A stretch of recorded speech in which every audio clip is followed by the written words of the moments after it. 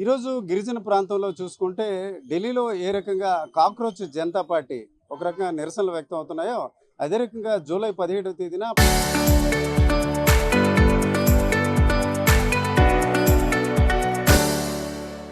పాడేరు కేంద్రంగా పెద్ద ఎత్తున ఇన్ఫ్లుయెన్సర్స్ కావచ్చు లేకపోతే యూట్యూబర్స్ ఆందోళన వ్యక్తం చేశారు. ఈరోజు చూసుకుంటే ఏపీ ప్రభుత్వం గుమ్మడి సంధ్యారాణి సమక్షంలో ఒక గిరిజన సంఘాల ప్రతినిధులతో కూడా సమావేశం అయ్యారు. అయితే ఇది ఒక రాజకీయంగా కూడా కొన్ని విమర్శలు చేసిన పరిస్థితికి దారితీసింది. అయితే దీనికి సంబంధించి మనతో మాట్లాడడానికి డిప్యూటీ మాజీ సీఎం రాజన్న దొర గారు ఉన్నారు. రాజన్న దొర గారు చూశారు కదా, నిన్న పేపర్లో అట్లా చూసుంటారు. మీ గిరిజన శాఖ మంత్రి గారు ఏదైతే ఇప్పుడు మొదటి నుంచి జీవో నెంబర్ 3కి సంబంధించి కొంత ఆందోళన మీరు కూడా ఆ రోజు వ్యక్తం చేశారు. దీనికి కోర్టు ఎవరైతే వైఎస్ఆర్సీపీ ప్రభుత్వం రిట్ పిటిషన్ దాఖలు చేయకపోవడం వల్ల ఈ సమస్య వచ్చింది అంటున్నారు. అందులో వాస్తవం ఎంత ఉందంటారు? ముఖ్యంగా ప్రస్తుతం ఉన్న గిరిజన శాఖ మంత్రి గారు మాట విప్పితే అబద్ధాలతోనే ప్రారంభిస్తారండి. మీరు ఎక్కడైనా ఆమె ప్రసంగించినది ఎక్కడైనా చూడండి అసలు. ఎక్కడ మాట్లాడేప్పుడు వినండి, ఎక్కడ ఉపన్యాసాలు చూడండి అసలు. ఆమె మాట్లాడిన 100 మాటల్లో 70% అబద్ధాలతోనే ఉంటుంది అసలు. నిజాలు ఎందుకు దాచుకుంటారో లేదు, నిజాలు ఎందుకు మాట్లాడారో నాకైతే తెలియదు. ఇప్పుడు దీనికి సంబంధించి కూడా మన జీవో నంబర్ 3 అది చంద్రబాబు నాయుడు గారు ఇచ్చారు, మేము ఎవరూ కాదనడం లేదు.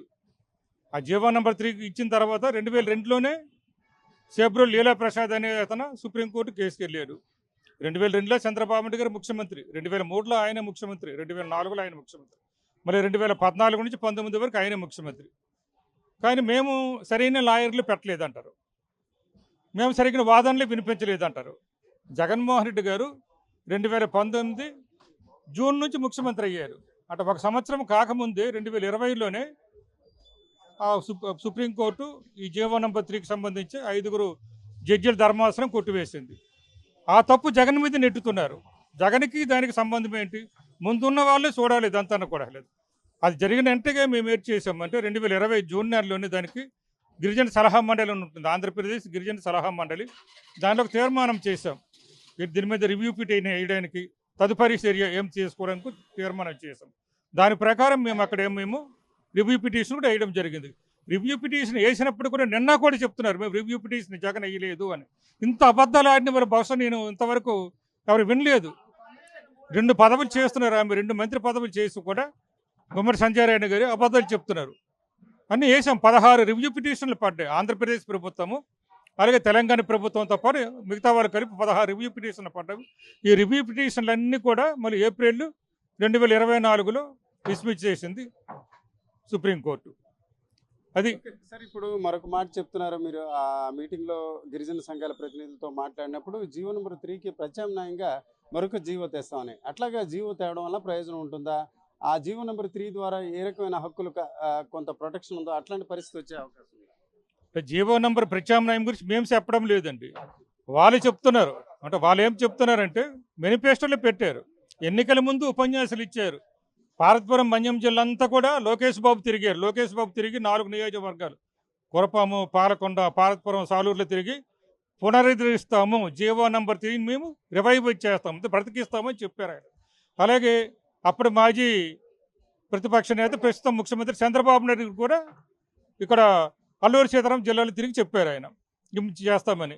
చేసిన వాళ్ళు పునరుద్ధరణ అనేది వాళ్ళు చేయాలి.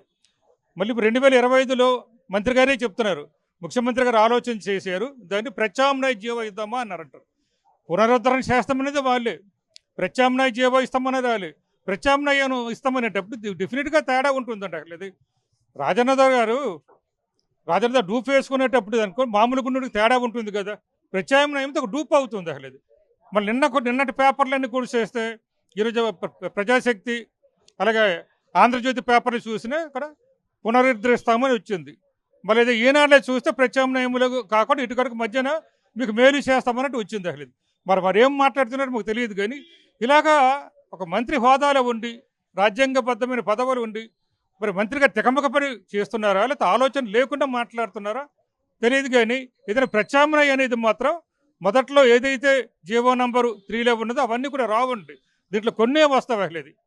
ఓకే. మొత్తానికి ఎప్పుడు లేని విధంగా గడిచిన కొన్ని రోజులుగా గిరిజన ప్రాంతంలో కొంత రాజకీయాలు డిస్టర్బెన్స్ ఉన్నట్టు అనిపిస్తుంది. ఎందుకు సార్ అట్లా జరుగుతుంది? బాక్సైట్ మైనింగ్ వైపు అడుగులు పడుతున్నాయా? లేకపోతే 170 యాక్ట్ సక్రమంగా అమలు జరగట్లేదన్న భయం ప్రజల్లో నెలకొందా? నిన్న మొన్న వరకు ఇన్‌ఫ్లుయెన్సర్స్ ఎందుకు రోడ్డుకి వచ్చారు? ఆ ఇన్‌ఫ్లుయెన్సర్స్‌ని వైఎస్ఆర్‌సీపీ వాళ్ళే ఒక ప్రొవోక్ చేశారని కూడా కొన్ని ప్రచారాలు జరుగుతున్నాయి. అందులో ఎంతవరకు కరెక్ట్ అండి? సాధారణంగా ఎక్కడైనా మీరు చూడండి, ప్రతిపక్షం అనేది ప్రభుత్వం గురించి మాట్లాడుతుంది, ప్రభుత్వం మీద మాట్లాడుతుంది, ప్రభుత్వం తప్పులు ఎత్తి చూపిస్తుంది, ప్రభుత్వ లోపాలు ఎత్తి చూపిస్తుంది. మేము ఎక్కడ కూడా ప్రతిపక్షం నుండి కూడా ఎక్కడైతే పద్ధతిగా ఉంటుందో అవి మాత్రమే మేము మాట్లాడుతున్నాం. కానీ వారు రోజు కూడా ప్రెస్ మీట్ పెట్టు పిల్లలు ప్రతి మీటింగ్లో కూడా వెళ్ళు జగన్మోహన్ రెడ్డి గారిని, వైఎస్ఆర్ కాంగ్రెస్ పార్టీ నాయకుల్ని తిట్టడమే. ముఖ్యంగా అది చంద్రబాబు నాయుడు గారు కావచ్చు, గుమ్మడి సంజయ్ గారు కావచ్చు. మేము ఎప్పుడు అలా మాట్లాడడం లేదు. అప్పుడు అధికారంలో ఉండేటప్పుడు మాట్లాడితే, ప్రతిపక్షం ఉండేటప్పుడు కూడా మాట్లాడడం లేదు. అలాగే మేము అధికారంలో ఉండేటప్పుడు మీరు చూసే ఉంటారు అసలు ఆడ మనిషి అయిన మరి పుష్ప శ్రీవాణి ఆమె మీద, తర్వాత నా మీద, మొత్తం గిరిజన ఎమ్మెల్యేలు మంత్రులందరి మీద కూడా వాళ్ళు ఏం చేశారు? పాడి కట్టారు మమ్మల్ని, పిండం పెట్టారు మమ్మల్ని, ఆవుల్లాగా మమ్మల్ని వేషాలు ఏం చేశారు. అంటే ఎవరు ప్రోద్బలం చేశారు మీరు చెప్పండి అసలు ఎవరు మమ్మల్ని చూశారు? టీడీపీ వాళ్ళు ఇదంతా చేస్తున్నారు. అప్పుడు చేశారు. వాళ్ళ మీద మేము కేసులు పెట్టచ్చు, అధికారంలో ఉన్నాం కూడా కేసులు పెట్టచ్చు. కానీ మా గిరిజనులు వాళ్ళ ఆవేదన, సరే ఎవరో రెచ్చగొడుతున్నారు, ఎవరో ప్రోద్బలం చేస్తున్నారు అని మేము ఊరుకున్నాం. కానీ ఈరోజు ఈ జరుగుతున్న అన్యాయాలన్నీ చూస్తున్నారు. ఒక పక్క 1672 మంది, సుమారు 1670 మంది భూకామందులు అనుకోండి, లేదా పారిశ్రామికవేత్తలు అనుకోండి, లేకపోతే అత్యాసపరులు అనుకోండి, అందరూ కూడా కలిసి తెలంగాణకు సంబంధించి ఆంధ్ర నుంచి సుమారు 500 మంది వీళ్ళందరూ కలిసి పిటిషన్లు వేశారు సుప్రీంకోర్టులో. ఆ పిటిషన్లు వేసిన తర్వాత దాని మీద స్పందన వచ్చింది. గిరిజన ఇప్పుడు జీవో నంబర్ 3 పోతే ఏమవుతుంది? మా ఉద్యోగాలు పోతున్నాయి. కానీ 107 యాక్ట్ పోయిందనుకో, ఒకటే బిడ్డ యాక్ట్ పోతే నిలువ నీడ లేకుండా మాకు ఉంటుంది. కనీసం నిలబడలేము, మా నీడని కూడా మా తాకే అవకాశం లేకుండా పోతుంది. ఆ భయాందోళన అనేది ఇప్పుడు వచ్చింది. దాని గురించి యువత, అనుభవనీయులు వీరందరూ కూడా మేల్కొని ప్రభుత్వాన్ని మేల్కొల్పుదాము, ప్రభుత్వం నిద్రలో ఉన్నదేమో. సుప్రీంకోర్టు కూడా ఆంధ్రప్రదేశ్ ప్రభుత్వానికి, తెలంగాణ ప్రభుత్వానికి నోటీసులు ఇచ్చింది. కానీ ఇంకా వాళ్ళ దగ్గరకు ఇంప్లీట్ కావడం లేదు. కాబట్టి మనమే ఇంప్లీట్ కావాలని అక్కడ ఉన్న మన పాడేరులో యువత అవుతున్నారు. ఈరోజు మేము కూడా ఇక్కడ ప్రెస్ మీట్ పెట్టి మా మాజీ ముఖ్యమంత్రి వర్యులు, మా నాయకుడిని కూడా కలిసి ఆయన కూడా సహాయ సహకారాలు అడిగి అవసరమైతే మా పార్టీ తరఫున కానీ లేదా మా తరఫు మేము కానీ ఒక పిటిషన్ వేయాలని ఆలోచిస్తున్నాం. అంటే ఆ జీవోను వదులుకున్నాం ఎలాగా, తీసేసినారు ఎలాగా, కానీ ఇది వదులుకుంటే మాత్రం బ్రతకడానికి అవకాశం ఉండదు. మా జీవనము, జీవితము, ఉపాధి అంతా కూడా 1/70 యాక్ట్, అది లేకపోతే జీవనమే లేదండి గిరిజనులకు. ఇది ఈరోజు రాజేంద్ర దొర గారి మాటల్లో చూసుకుంటే 170 అన్నది లేనట్లయితే పూర్తిగా గిరిజన ప్రాంతంపై హక్కు ఉండదు, ఒక రకంగా జీవం కోల్పోయే పరిస్థితి ఉంటుంది.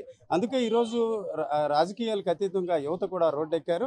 ఎట్టి పరిస్థితుల్లో అంశాన్ని, ఆ జీవో నెంబర్ 1/70ని పరిరక్షించుకునే క్రమంలో పోరాటం చేస్తామని చెప్తున్నారు. కెమెరా పర్సన్ తిరుపతితో రామచంద్ర, RTV, విశాఖపట్నం.